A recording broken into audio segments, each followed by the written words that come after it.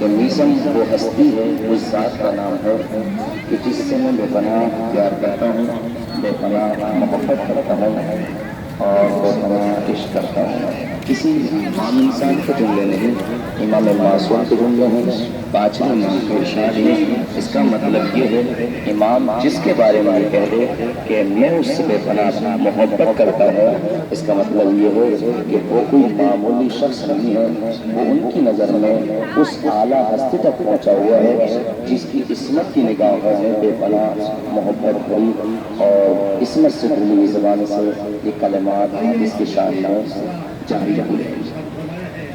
جناب میسم کمار عظیم صحابی ہیں، مولا کائنات کے، جس سے مولا اپنے راز و نیاز کی باتیں کیا کرتے تھے، اور اس سے بڑی بات کیا ہوگی کہ جناب میسم جب حجور کا کاروبار کا دکان پر بیٹھا کرتے تھے تو مولا آ کر کہتے کہ میسم جاؤ تم سو جاؤ، تھکے ہو گے، تمہاری کھجوروں میں بیچ دیتا ہوں۔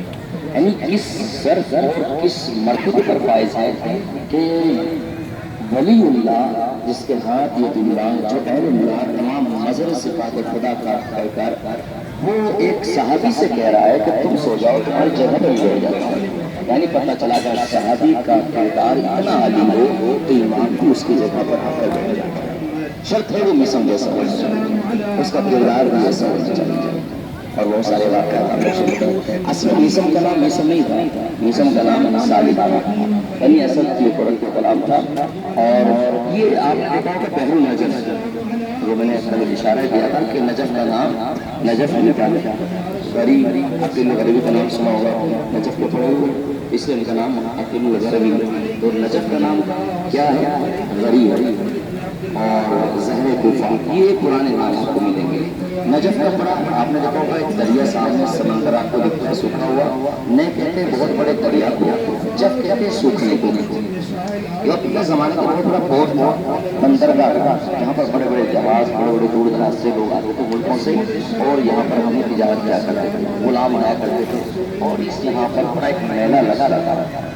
تو مولا چلے کہا کہ میسم کو خریدنا ہے۔ بنی اسد کی عورت میں 10 دینار اس کو خریدا، اور ارادہ یہ تھا کہ 15 دینار میں بیچوں، جب ہر غلام کو بیچو گی، کہا کہ جب بیچنے والے ہوتے ہیں تھوڑا سا تو وہ اپنی زبان کاغذی استعمال کرتے ہیں، کہا بیچنا تو تھا لیکن ابھی ارادہ نہیں ہے، ہاں اگر اچھی قیمت ملی تو بیچ دیں گے۔ کہا تم منہ مانگی قیمت لو اور یہ مجھے دے دو۔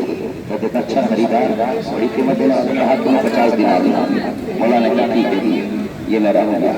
ایک مرتبہ کہا کہ نہیں بس میں تو ایسے ہی بول دیا تھا، یہ تو بڑا جوان ہے، خوبصورت ہے، تو اس کی قیمت 200 دینار ہے۔ مولا نے کہا میں نے 200 دینار دیا۔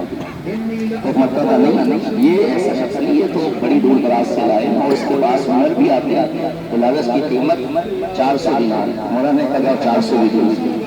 بڑھاتے بڑھاتے 500 جب دینار ہو گئے، ایک مرتبہ ہاتھوں کو جوڑ لیا کہ اب مجھے شرم آ رہی ہے قیمت بڑھاتے ہوئے اور آپ بڑھاتے جا رہے ہیں۔ میں نے تو یہ سوچا تھا 10 دینار کا لیا ہے، 15 دینار کا بیچ دوں گی، 5 دینار کا اضافہ کرو اپنے 500۔ تو مولا مسکرائے کہا اس دن کا میں 4 سال سے انتظار کر رہا ہوں، اور اگر تم قیامت تک میسم کی قیمت بنا کے ہوتی تو میں میسم کی قیمت دینے کو تیار ہوں۔ کس مرتبہ پر فائز ہے۔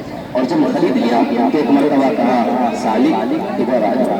ایک دم جیسے سنا تو یہ نام تو میری ماں جب بڑے لاڑ پیار میں آتی ہے تب پکارتی ہے، تو آپ کو کیسے پتا؟ تو کہا کہ تم مجھے نہیں جانتے، میں تمہارے بارے میں سب جانتا ہوں، میں زمین سے زیادہ آسمان کے راستے جانتا ہوں، جو پیدا نہیں ہوئے ہیں ان کے نام بھی جانتا ہوں۔ ایک مرتبہ جو خریدے اس زمانے میں غلام